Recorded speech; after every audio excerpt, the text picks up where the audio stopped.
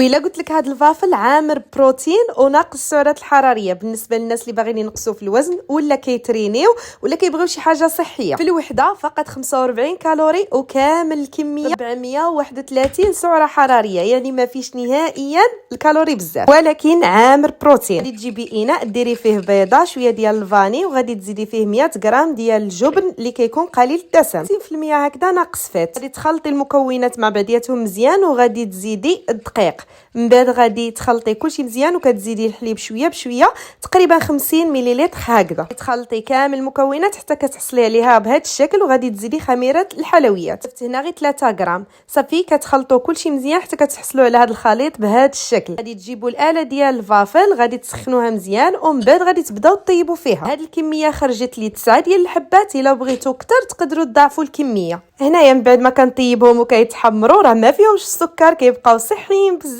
وكما كتشوفوا معايا هنايا زينتهم شويه ديال العسل شويه ديال البيستاش، والمقادير مضبوطه غادي نخليها لكم اسفل الفيديو. بالصحه والراحه، ما تنساوش لايك لا فيديو.